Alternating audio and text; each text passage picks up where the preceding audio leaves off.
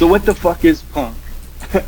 There's if you search for punk ideologies on Wikipedia, it's hysterical, the definition. And I'm just gonna read it because it's so absurd. But punk ideologies are a group of varied social and political beliefs associated with the punk subculture and punk rock.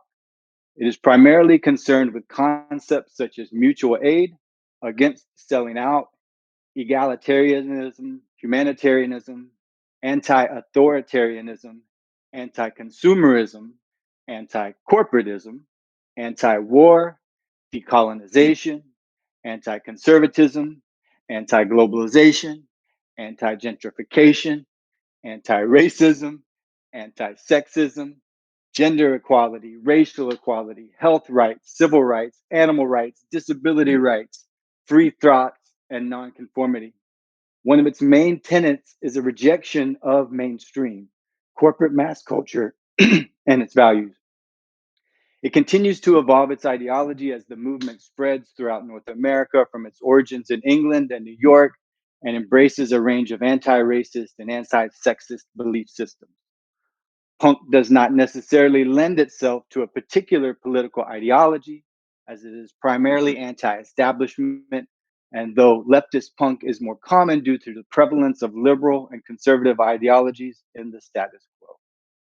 It's a lot of fucking isms. Yeah, definitely high standards. A lot of isms, a lot of antis. Um, but the idea I wanted to make, the idea I wanted to capture, the point I wanted to make is that it is ideological. And I think Vitalik's thoughts around building an agnostic shared world computer, credible neutrality as a guiding principle, and experiments with retroactive public goods funding are beautiful and sound really good in theory. And we do need armchair anarchists. But these ideas are a blessing and a curse.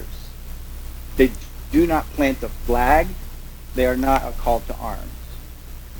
And I think this quote is actually not from anti Alexander Hamilton, but he is quoted as saying, "If you do not stand for something, you'll fall for anything." And I hate to burst everybody's happy solar bubbles, but we are going to fucking war. Disrupting the status quo to promote equality and financial freedom is not easy. Entrenched authorities and governments will not relinquish power over monetary systems without casualties.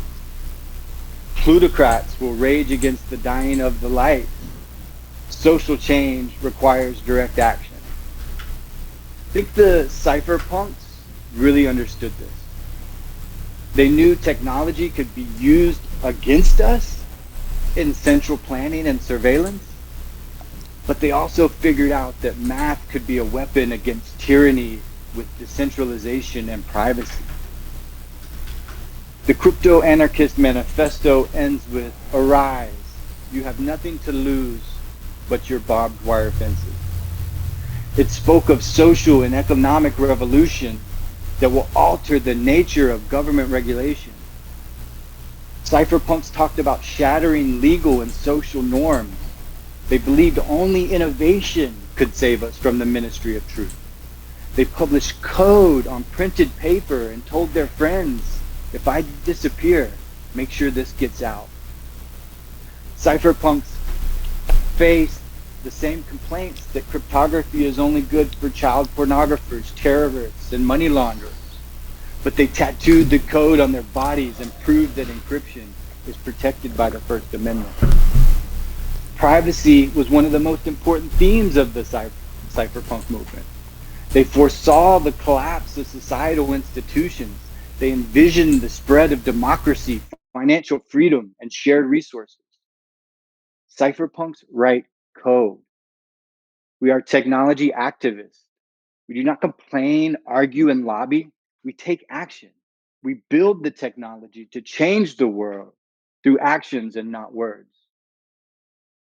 Lowering transaction costs evens the playing field. Technology is a tool for new economic concepts and legal structures, And we can use these systems to transform society from within. And that's punk as fuck. I'm an old fuck. I read Gibson and Stevenson as a teenager.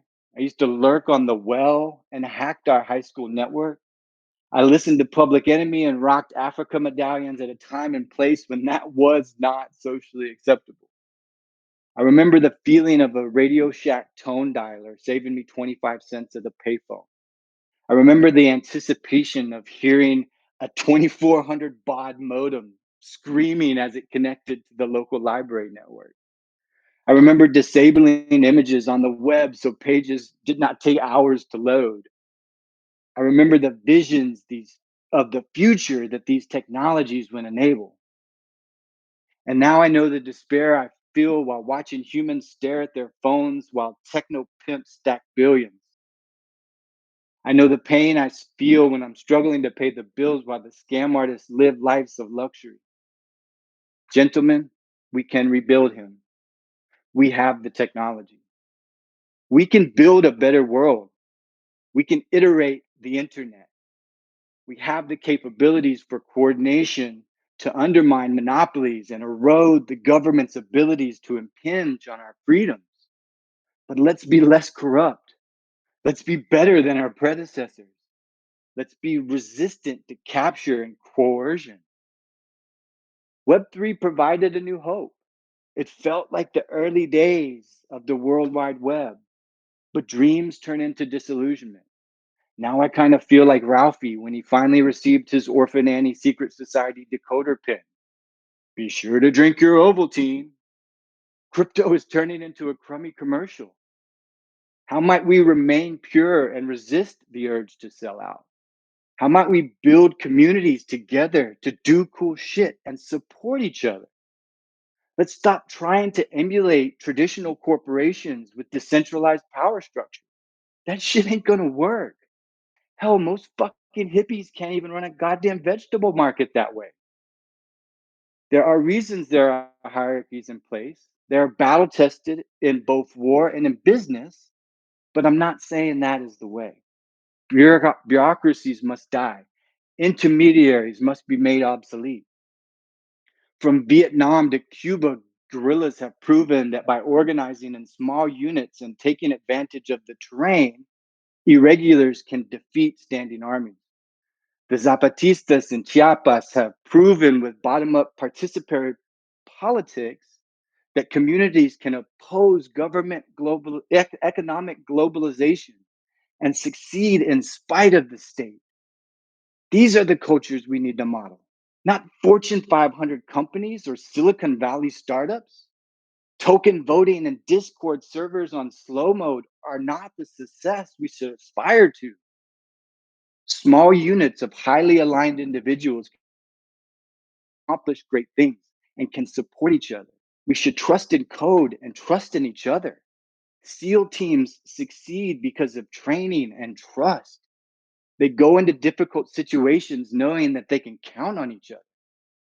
Things are pretty when numbers go up, but have been really ugly while wrestling with bears.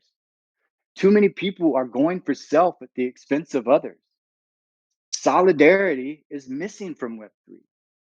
How might we express a feeling of unity and support among individuals or group who have a common interest or goal? How might we work together to support one another and fight for justice and equality to make a positive change in society? This is my hot take, but fuck scale. Scale is an idea for manufacturing and VC funding to maximize profit. So far in crypto, scale only enables OGs to pump their bags and expand the Ponzi. Let's not optimize for scalability. Let's solve problems for communities. This is not for the mainstream. They will find us when ready, and they will exploit us. So we have to be prepared. It's happened in punk rock, it's happened in hip hop. Scale dilutes the essence and it pollutes the culture. It minimizes the struggle that's required to make art. Society will eventually shift their viewpoints. They will look to us for help once we figure out a better way. But let's be honest, I would not wish this tech on my enemies right now. We don't have to pander to the mainstream. We have to. Do we need to improve our user experiences? Please fucking God. But let's do it for the right reasons. We're DAOing it wrong. Let's figure out decentralized autonomous teams before forming organizations. Let's form bands before orchestras. Let's disseminate our ideas with. Let's go on tour and play shows in small venues that nobody gives a fuck about. Let's build strong communities that support those who are putting in the work. This is a counterculture. Promise and peril lay ahead, but the vibes must be radicalized. This is a renaissance. Let's make crypto punk again.